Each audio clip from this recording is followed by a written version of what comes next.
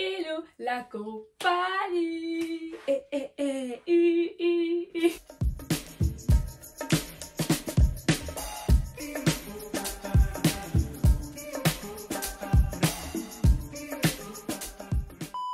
Hello la compagnie, j'espère que vous allez toutes et tous bien. Aujourd'hui on se retrouve pour une nouvelle vidéo. Donc comme vous avez pu le voir au titre de la vidéo, aujourd'hui nous allons parler de mon histoire capillaire parce que je suis sur les réseaux depuis 2020-2021 et je vous ai jamais parlé de mes cheveux. Enfin, je vous ai jamais vraiment parlé de mon histoire, je vous ai jamais raconté mon histoire de A à Z. Du coup je pense que en fait c'est le moment parce que j'ai évolué, c'est parti. Bon, ça c'est clair, je pense que je l'ai toujours dit, quand j'étais petite je n'aimais pas mes cheveux, comme ça c'est clair. Je les aimais pas, quand on me coiffait je pleurais, mais je pleurais, je criais. En fait on n'avait même pas commencé de me coiffer, mais je pleurais déjà. Je redoutais le moment où on allait me coiffer, genre c'était psychologique. On n'avait même pas encore touché mes cheveux, on n'avait même pas sorti le peigne, la brosse et tout. Carrément, story time. Un jour ma mère elle me dit ouais on va se coiffer et tout, je vais me laver les cheveux, nanana. D'ailleurs, je vais vous raconter juste après comment je me lavais les cheveux.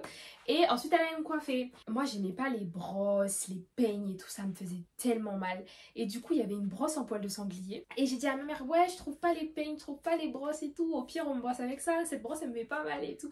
Et elle j'étais trop contente parce que j'avais pas mal pour une fois dans ma vie.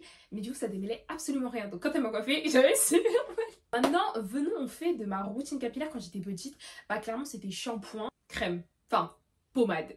Donc vous voyez les pommades Activie longues ou la vaseline, le beurre de karité, c'était ça. Voilà. Et quand elle me coiffait, parce que j'avais très mal, elle utilisait des démêlants. Bon, les marques capillaires, elles n'étaient pas forcément très développées. Il n'y avait pas des crèmes, des trucs. Mais dans ces sprays, on dirait que c'est juste de l'eau parfumée. Franchement, ça démêlait rien du tout. Il n'y avait pas de crème, il n'y avait rien. Franchement, pour les cheveux du style caucasien, asiatique, ok. Mais pour mon type de cheveux, enfin pour les types de cheveux texturés, crépus, tout ça, flemme, ça va pas fonctionner, c'était n'importe quoi. En fait ça humidifiait mes cheveux et quand t'as les cheveux mouillés, c'est sûr que les démêler c'est un peu plus facile, mais dans tous les cas l'eau n'allait pas fonctionner sur la longue. On avait constaté que quand on en mettait plus, qu'on mettait le spray un peu plus sur mes cheveux se démêlaient un peu plus facilement, j'avais moins mal en tout cas, mais enfin bref, je souffrais quand même, c'était la guerre mondiale.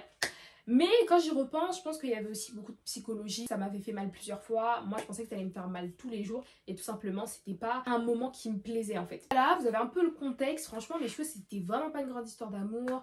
J'avais pas de routine. Mes cheveux, en gros, tu t'appliquais un produit dessus. Donc, un beurre de karité, de l'eau ou quoi. Ils absorbaient très vite les produits. Ça veut dire que mes cheveux, tu mets un petit peu de crème, tu démêles.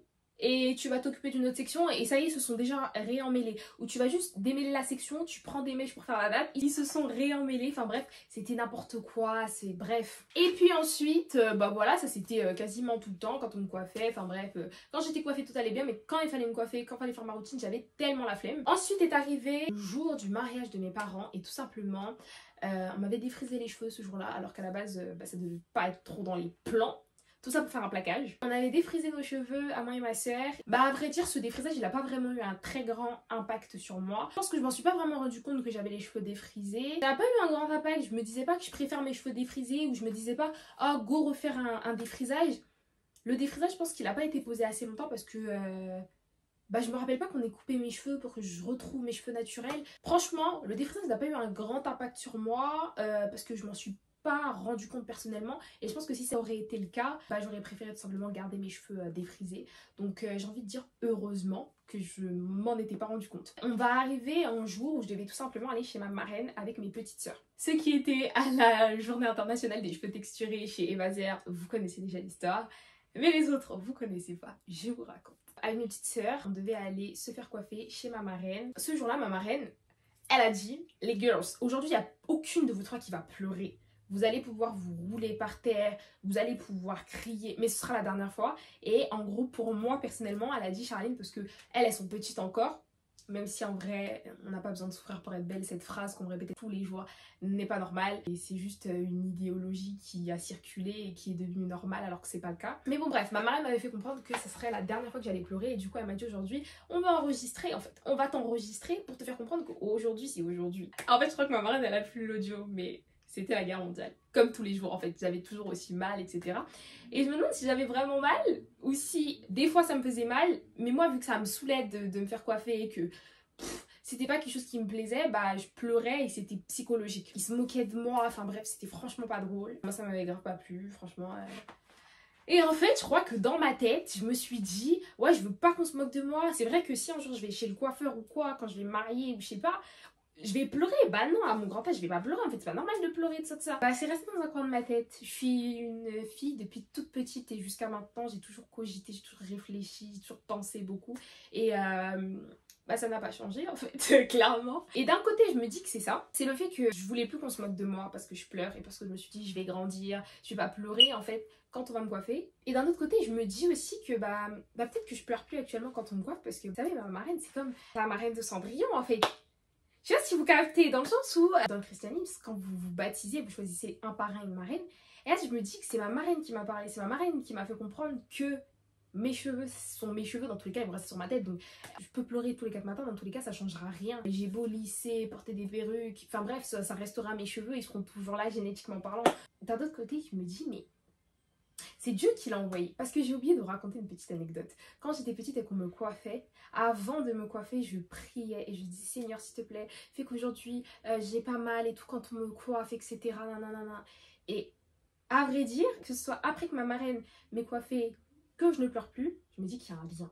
Et que ça peut qu'être Dieu, en fait. Ça peut que être Dieu qui a fait ça. Et ça m'a ramené au fait que j'ai enfin commencé à accepter mes cheveux. Mes cheveux commençaient un petit peu à m'intéresser. Maintenant, Charlie n'est plus en maternelle, en primaire, elle est au collège. En 6e, j'ai décidé de porter mon afro. Sachant qu'en primaire, je portais aussi pas mal mon afro, sans recevoir de critiques négatives des gens. Moi, j'aimais bien porter mon afro. Bon, quand je rentrais, vu que tout le monde avait mis ses mains dans mes cheveux, fallait démêler. Et là, je regrettais. J'ai décidé un jour de venir avec mon afro. Et puis, il y a une fille et sa copine, ils sont venus me voir. Elle sortait des toilettes et moi, je rentrais dans les toilettes. Et elles me disent Ah, mais tu t'es fait électrocuter ce matin. C'était vraiment pas drôle. Et j'étais là en mode, mais bah non, c'est mes cheveux, c'est ma coiffure et tout. Je vous avoue que je sais même plus ce que j'ai dit sur le moment, mais en fait, ce qu'elles m'ont dit, ça m'avait vraiment marqué. Et à vrai dire, depuis ce jour, je n'ai plus jamais porté mes cheveux naturels au collège. Et actuellement, je suis au lycée, je suis en classe de terminale, et j'ai toujours pas porté mes cheveux naturels à l'école. Pourtant, je les porte en extérieur. Je pense que ça a été un blocage que j'ai toujours actuellement. Certes, je porte mes cheveux dehors quand je vais à des événements, quand j'ai envie. Mais à l'école, c'est vraiment en mode non. Non, j'ai pas envie, j'arrive pas. Bah, c'est peut-être à cause de ça. Après ça, je suis passée outre et 5e, 4e, j'ai décidé de me lancer sur les réseaux sociaux. Enfin voilà, ça commençait à être la période confinement et je me suis dit, bah, j'ai envie de prendre soin de mes cheveux. Je veux des cheveux longs. Je veux en fait, tu vois, dead side mes cheveux. Je veux montrer que... Et du coup, je me suis dit, bon, on va se lancer sur les réseaux sociaux. À la base, c'était pas ça. À la base, je me baladais sur les réseaux sociaux. Et là, je découvre plein de comptes capillaires. Hein, mais j'avais envie de pleurer. Des comptes capillaires d'ego, elles ont des cheveux archi longs, des cheveux archi beaux. Elles donnent des conseils et tout. Je me suis dit, moi, je vais suivre leurs conseils. Je voyais des DIY, des recettes, des trucs. Je me suis dit, mais attends, mais ça, c'est pour moi. Du coup, je décide d'ouvrir ma page Instagram et de me lancer sur les réseaux sociaux. Et en gros, c'était un peu mon journal intime. Dans le sens où bah, je partageais un peu ce que je faisais, je donnais des conseils que je comprenais, j'essayais de le repartager. Et puis les gens, ils revenaient vers moi en mode « Ouais, Charlie, moi, ça a fonctionné pour moi et tout. » En fait, j'avais créé une communauté et on avançait ensemble. Certes, j'avançais, je me créais une communauté, mes cheveux, ils commençaient à être bien. Avant, je vous ai raconté quand j'étais petite que mes cheveux, t'appliquais un produit, ils se réemmêlaient. Enfin bref, ils étaient dû d'avoir commencé à prendre soin de mes cheveux, bah ça fait en sorte que mes cheveux ils soient doux. Ma soeur elle m'avait fait la remarque. Bon par contre elle me faisait souvent la remarque de ouais tes recettes elles puent, ouais non. Parce que moi j'avais fait toute la recette oignon, avocat, nanani, nanana, enfin bref c'était n'importe quoi. Je faisais tout sur ma tête. Là à l'heure actuelle j'utilise plus des produits capillaires tout faits que je réalise de recettes. Là franchement les recettes je me rends compte que j'ai tellement la flemme. Avant c'est parce que j'avais pas de produits capillaires et du coup faire des recettes c'était ma passion et puis surtout j'avais le temps, c'était le confinement etc. Là je vous avoue qu'il n'y a pas de temps pour faire tout ça en fait. Le problème dans tout ça c'est que quand je vous l'explique, je pense que ça se comprend, j'étais clairement matrixée par la longueur. Ce que je voulais c'était des cheveux longs qui m'arrivent aux épaules, qui m'arrivent en mode objectif-réponse, c'était clairement ça le projet. Je m'occupais plus forcément de la santé de mes cheveux. Couper mes cheveux, c'était clairement pas dans mes objectifs. Et pourtant, dans les conseils capillaires que les gens partageaient, c'était avoir une bonne alimentation, boire de l'eau, couper ses pointes, etc. Bref, mais moi, je ne voulais absolument pas toucher à ma longueur. Je voulais maintenir la longueur, mais sans couper ce qui était potentiellement déjà abîmé. Et un beau jour, j'ai quand même décidé de couper, parce que quand je faisais un afro, je trouvais que mes cheveux ils étaient très transparents à la fin, alors qu'au début il y avait quand même pas mal de masse. Je trouvais que mes cheveux, il y avait plein de petits nœuds de fée au niveau des pointes, enfin bref, plus que les pointes, ça faisait beaucoup. C'était les pointes, mais c'était assez long. C'était vraiment très abîmé. Et puis un jour, j'ai pris le ciseau. J'ai coupé ce que je voyais. Quelques temps après, j'ai décidé de faire des braids et j'ai recoupé. Sauf que quand j'ai coupé trop court. Alors que déjà, quand je faisais mes pompons étaient déjà assez petits. Mais maintenant, genre, quand j'ai fait mes braids, je me suis dit, ah, viens, je coupe encore. Je coupe, je fais mes braids et quand je tirais mes cheveux, quand je vous disais que ma longueur, c'était plus ça, genre. C'était ça. J'étais là en mode, mais Chachou, t'as fait quoi? J'avais tellement envie de pleurer, c'était terrible. Après avoir coupé mes cheveux, j'ai compris. Et j'ai enfin été détachée de cette addiction pour la longueur. Dans le sens où maintenant, recouper mes cheveux, ce serait rien pour moi. Parce qu'en fait, si une personne qui a les cheveux crépus va les couper, eh ben on va être là en mode, ah mais t'avais les cheveux longs, t'as coupé nos cheveux. C'est ses cheveux à elle. Comment ça nos cheveux? Maintenant, sur une tête, on peut être plusieurs. Non, arrêtez, ouais. Ça m'a fait comprendre que, ouais, en fait, tes cheveux, si tu veux qu'ils poussent, il faut qu'ils soient en bonne santé, il faut que tu retiennes la longueur. D'ailleurs, ce sera la prochaine vidéo. Il faut arrêter d'être matrixé sur la longueur. En fait, vos cheveux, de toute façon, ils ont un cycle de croissance. Ils poussent à telle vitesse, surtout si vous décidez d'en prendre soin, en évitant la casse, en retenant la longueur. Mais ils ont quand même un cycle de croissance parce que les cheveux poussent et puis ils tombent.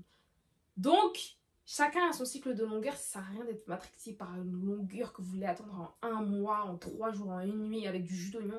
Franchement, doucement, prenez soin de vos cheveux d'abord, occupez-vous de leur santé avant de vouloir de la longueur. J'étais toujours sur les réseaux sociaux, je continuais d'avancer, ma communauté commençait à s'agrandir aussi. Mes conseils fonctionnaient, je me suis dit mais pourquoi pas simplement lancer des programmes de coaching, de fiches diagnostiques, etc. Je savais pas comment le faire, je savais pas comment me lancer, je l'ai fait. Ça a fonctionné, ça a plu à beaucoup de gens et ça a aidé pas mal de gens. Et puis j'ai créé mon compte Clean Hair qui est mon compte de marque. Au début j'avais mes petits services coaching, fiches diagnostiques et ça me plaisait énormément. Là actuellement c'est le bac et l'année dernière aussi c'était le bac de français et j'avais plus trop de temps. Clairement j'avais plus le temps de donner autant parce que faire une fiche diagnostic, moi je voulais absolument rendre les fiches diagnostiques en 24 heures pour que les gens l'aient le plus vite possible. Mais ça me prenait beaucoup trop de temps et avec tous les devoirs que j'avais c'était compliqué de me concentrer totalement dessus. Et je voulais me concentrer dessus parce que sinon j'allais bâcler le travail et c'était vraiment pas ce que je voulais. Et donc j'ai décidé d'arrêter. En 2023 j'ai décidé d'arrêter. J'ai fermé complètement et définitivement les fiches diagnostiques, les coachings, etc. Ça a été une très très belle aventure, j'ai trop kiffé. Clean Hair reste ouvert, bien évidemment. C'est juste que je reviens après mes épreuves de bac pour vraiment me concentrer. Je reviendrai avec une nouvelle identité visuelle. J'aime trop donner des conseils capillaires aux gens, j'aime trop aider les gens, j'aime voir les gens avancer, voir que leurs cheveux vont mieux, qu'une personne qui se lissait tout le temps les cheveux maintenant, elle a ses boucles définies, elle prend sur ses cheveux. Maintenant je porte mon afro en extérieur et ça c'est grâce à la Natural Hair Academy, c'est l'événement auquel je suis allée en 2023, donc l'année dernière. Heureusement que ma copine elle m'a accompagnée parce que je sais pas si j'aurais perçu la NHA comme si j'étais allée toute seule, comme j'ai pu le percevoir. Parce que franchement c'était un événement incroyable, j'ai rencontré des gens, c'était la première fois que je portais mon afro et j'avoue que j'étais un peu réticente. Et depuis ce jour, depuis la NHA 2023, quand je vous dis que je porte mon afro every day, bon pas tous les jours, parce que ça va changer, bientôt ce sera à l'école, mais dans le sens où avant je le portais pas dans la rue comme ça, je le portais chez moi quand je faisais mes photos pour mon compte Insta et tout, mes TikTok, mais dehors, mais depuis la NHA, oh là là. C'est incroyable, je le porte partout, sauf à l'école et on va y remédier avec l'Afro Week. C'est un événement qui aura lieu du 27 mai au 3 juin dans lequel vous allez tout simplement porter vos afros. Je veux voir tout le monde avec son afro. En gros, je veux sortir du 27 mai au 3 juin. Moi, je veux sortir dans la rue et je veux complimenter toutes les personnes qui porteront leur afro. Enfants, hommes comme femmes, et je veux tous vous voir avec vos afros, que vous soyez au travail, à l'école, dans la rue, où que vous soyez. Faites des vidéos, faites des photos, faites des réels avec vos potes, etc. J'espère que cette vidéo vous a plu, j'espère que mon histoire capillaire est un peu plus compréhensible, vous voyez, enfin, maintenant là vous allez comprendre d'où je sors, pourquoi je suis là. J'ai tellement eu peu de représentation quand j'étais petite, qu'aujourd'hui la représentation c'est now en fait, c'est là. On veut voir cette représentation, on a des marques, on a des produits capillaires, on a des événements, on a tellement de choses. On doit parler de nous sur les réseaux sociaux, on doit parler de nous à la télé. Je veux nous voir, je regarde plus la télé mais je veux nous voir en fait. J'espère que cette vidéo vous a plu. N'hésitez pas à liker, commenter, partager. Bisous les clénisses.